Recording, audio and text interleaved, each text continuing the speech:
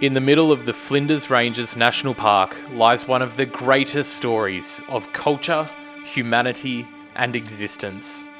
A story that spans tens of thousands of years to a time where humans lived amongst Australian megafauna. Wombats larger than grizzly bears, kangaroos twice the height of humans. A story that has been passed on from generation to generation, enduring the test of time. Now ready to be told to the world. This is the incredible story of the Adnyamathanha people of Ikura, Flinders Ranges.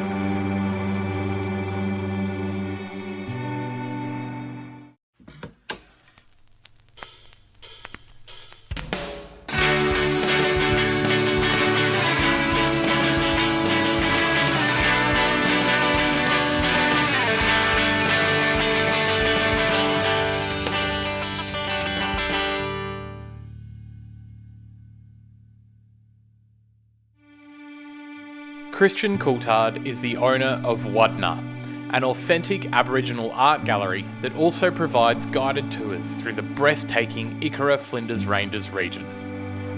This extraordinary business started in 2020 and has become one of the absolute must-dos when you are travelling through. We were lucky enough to have been invited on one of Kristian's guided tours in a hidden spot in the northern part of the ranges, where we will learn about 35,000 years of Adnyamathanha culture, including an incredible world first of documented evidence of humans living amongst Australian megafauna. To start the tour, Kristian shares his thoughts on what has become an increasingly large talking point around Australia. So I'll give you a welcome. The welcome's very important. It's been a bit of a debate around the welcomes to country. When we welcome people to country, we're not welcoming Australians to Australia. We're welcoming people to a traditional nation. There's around about 350 tribes in Australia, or individual nations. Out of those tribes, there's almost 800 dialects because each tribe can have multiple clans. So when we welcome people to country, we're welcoming people to a traditional nation that was here thousands of years before Australia was born. So in Adi, here, Adnyamathanha. This is the land, traditional home of the Adnyamathanha people. When we say, good to have you here on our country. And Ngapurana means all of us, because the country is the one thing you can't own. That's what my father taught me and my grandfather said, because it was here long before we all got here, and it's going to be here long after we're all gone. We can't take it with us, so we're just custodians. We leave it for the next generation. So good to have you here on country, our country. Have a good time while you're here. And Ari Nedla, have a good journey on. Right? Adnyamathanha, through the middle, Quiani out to the northwest, Piradapa, Jedliawara, Ulakali, Bangala Nedla, Urangapuli Kanginanga, Adnyamathanha. We all lived here as Adnyamathanha. And this morning we're going to have a look at what we call a Uramalka. Uramalka is Aboriginal markings. Well, Uramalka was person's marking, people's marking. Uramalka can be when we draw in the sand. Uramalka can be when we do a petroglyph, and that's what we're going to look at this morning. Uramalka can be when we paint a rock shelter with ochre. But Uramalka can be also when the kids draw with a crayon. And Uramalka can be when I make a boomerang, a wadna, because it's anything we make or mark. Wanda, good? As we head down the path into the ranges, Kristian shows us our first Uramalka of Owi, water. So here we go. We've got Uramalka here. This is where they sort of start. And they're all over these rocks if you have a good close look. But this is really important, this one. This is Owi symbol. So 3 or more concentric circles represents water. So this one here, if you have a look, we can see 3 circles. This one's coming out to the edge. There may have been a 4th one here, we're not sure. It may have just weathered away because this is sandstone. Concentric circles represents water because if you pick up a rock and you drop it in a puddle, it makes a ripple. It was never meant to be rocket science. It was meant to be simple so that when you see this symbol, you know there's Owie nearby. So, and just down here in the creek is where the spring is, where those gums are. Inari Ongu, small circle. There's a camp, and there's one over there where my shadow of my stick is. Yeah. When we did our ceremonies, we ran and danced, the boys and the men, and the women had danced popo. What this rock is telling us where some of these activities happen. See the lines in the middle? It's like a popo ground. And then the mudapa, where we ran. That hill there. 1, flat spot, 2, flat spot, 3, and then down at the foot of that hill there's some stone arrangements. So that's the 4th one. We got this knack of being able to paint and carve or do engravings or paint like we're in the Ngairi looking down on country. We're in the sky looking down on the Yakka. It's like an aerial view. And so a lot of the time in art sites, even in painting sites and petroglyph sites, you'll see lines going through the artwork. A lot of the time you can take a topographical map and you can orientate it, and then it'll match, those lines will match major creek lines, which are part of our storylines and songlines too, because these are paths we travel. It's a fascinating insight into how Yuramalka artwork helps tell the story of the land. There are very subtle differences in the drawings of Yuramalka which change their meanings, as Kristian explains. A small circle on its own, like the ones near the watermark, they represent Ongu. Ongu is our word for camp. The reason why it's a circle is because when we camp around the fire, we camp in a circle. Right? When we make our dome structure, our whirly or our wilcha, we make a dome structure with branches, and then we usually interlock them at the top, bind them together with some plant fibres, sometimes some animal sinew, and then we bury the structural frame into the ground and we put a rock against it to support it.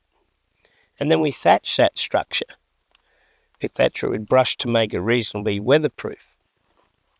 We can go back and we can keep using that ongu year after year. We might have to shore up the frame, but when it finally breaks down and decomposes, all you're left with is a circle of stones. What I'll do is I'll walk around and I'll point out the foundation stones of one of our old ongus, our old camps. Inari, Inari, Inari, Inari, Inari. So if I wasn't showing you this, you probably would have walked past. And you can see why we say that people always pick up these rocks, put them around their fire. This actual Wiltshire site is on the state register. Is a recorded whirly site, a dwelling. Most likely the opening would have been here, because in winter you want that last bit of sun to shine in. It's probably moved a little bit. It's probably moved down maybe a metre or so, because you've got the slope and erosion over stock. You know, pastoralists running stock here. Look, there's a game trail that runs right through it. So it might have eroded a bit and moved. So it might have got a little bit longer. But this wurley would have been big enough to fit our family and maybe the mother-in-law. That's terrible, isn't it? That's a terrible saying. Each branch was a structural frame, and when we put them and we interlocked them at the top, we'd put an adnya against them to help support them so they wouldn't fall out. So we'd bury them still as far as we could go, then we put a rock against it. So the witchy would have been here, and it would have went up, and then another one interlocked. Yeah.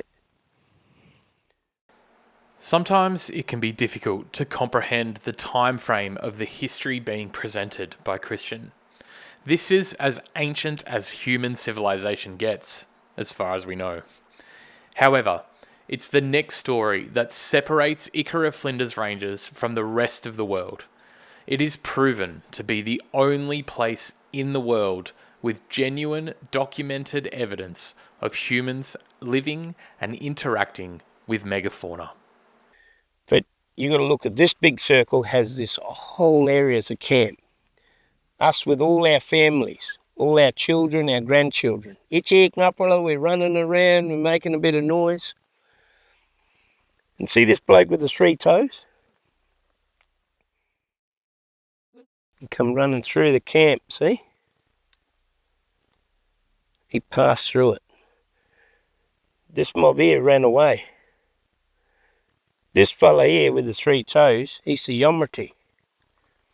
The Yomriti is our word for the diprotodon, the giant wombat. There was a story, a myth, and a Uramulka story. You probably know it as a Dreamtime story. We call it Mura.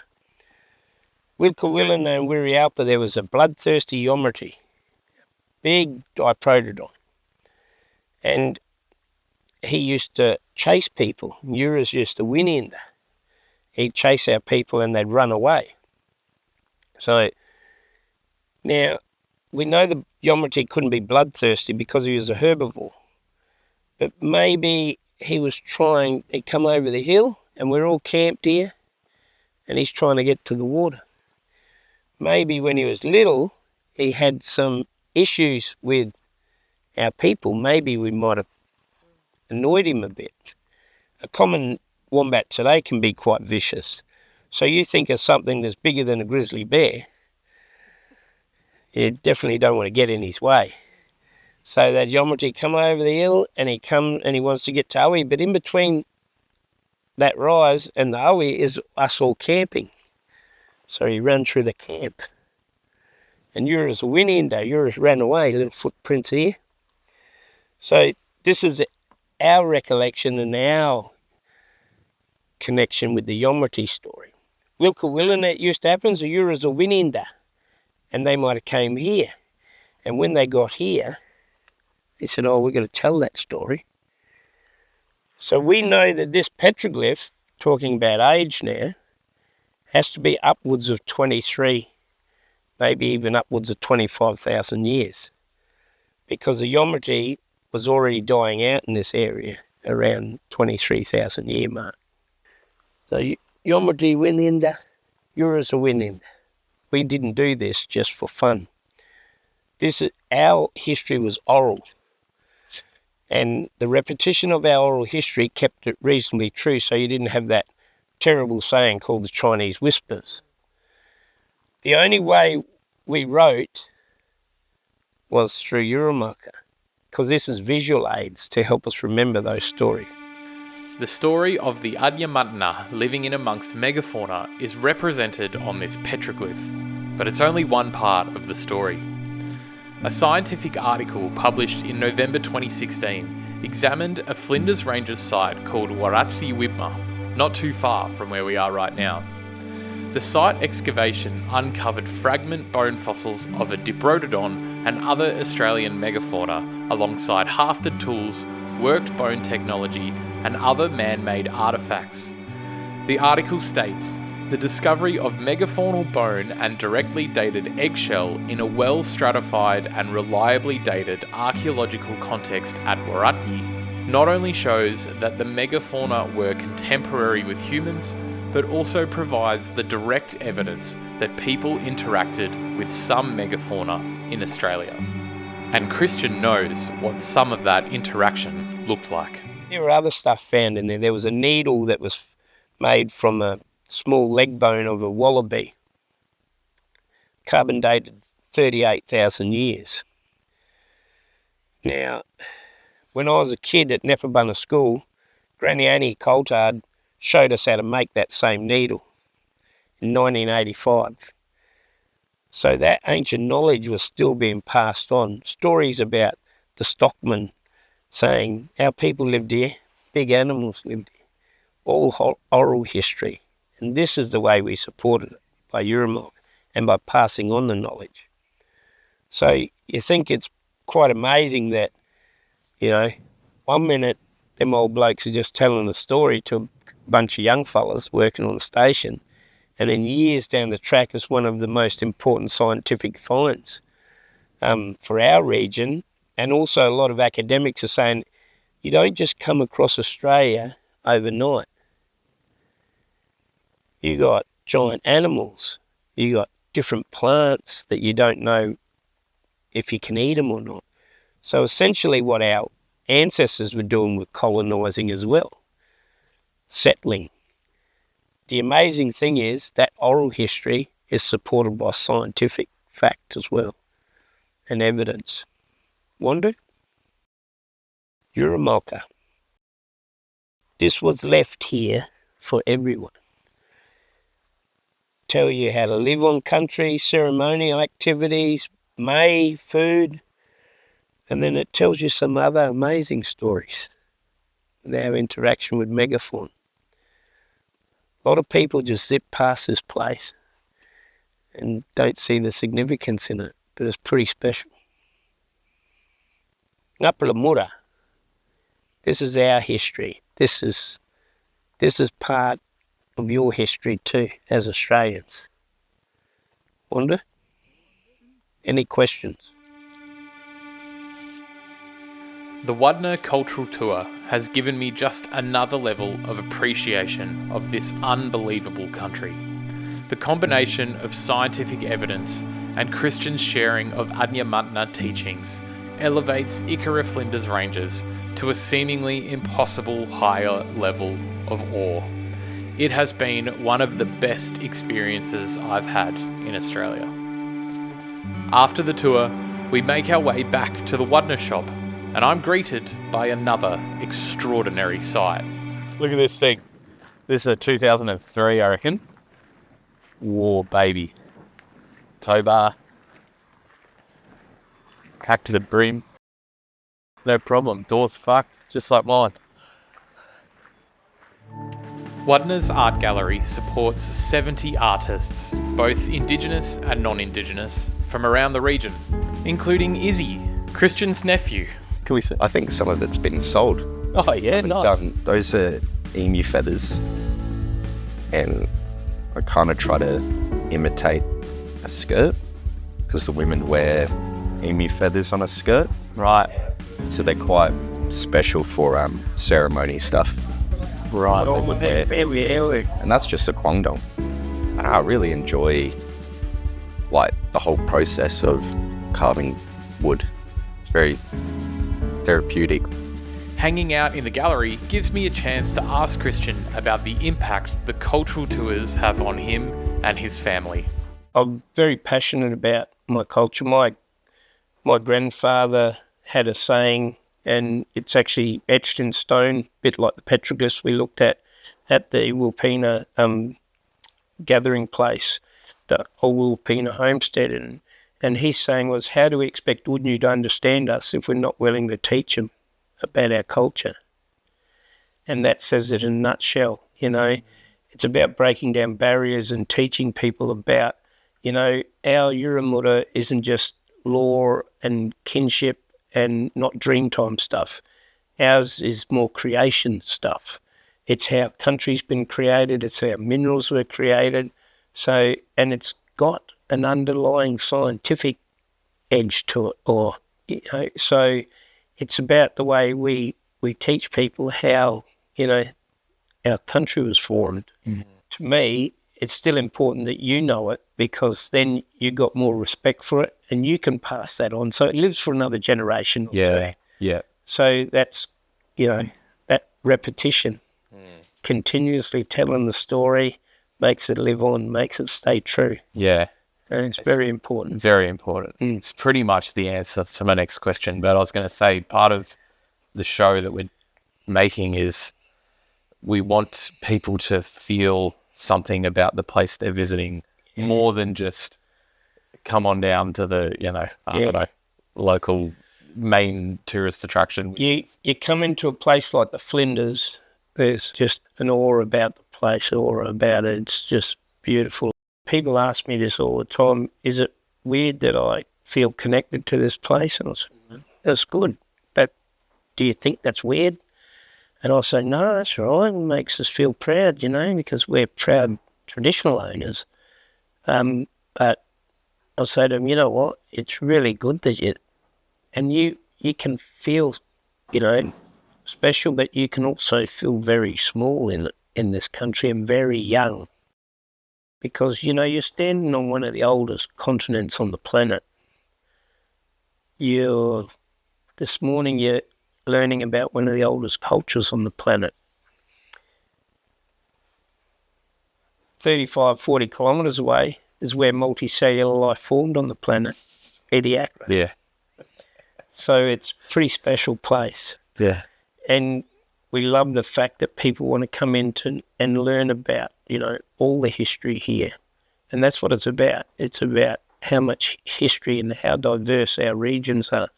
Australia's a wonderful place. And Ngapa our country's a wonderful place, And it's here for everyone to enjoy. And to respect it, look after it. We've only showed you a brief part of the cultural tour and the gallery. Doing the full experience with Wadna will give you a greater appreciation of this already extraordinary place. We have had the most enlightening time.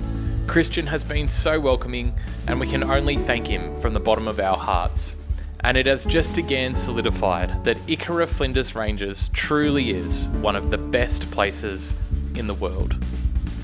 For now though, it's a very grateful goodbye as we head further into the outback and on to yet another bizarrely iconic Aussie destination. See you there, Wandu. This is a town where everyone lives underground. Next up, we're off to the one and only Coober Pedy. Because everyone lives underground, there are houses here for sale that have 34 bedrooms.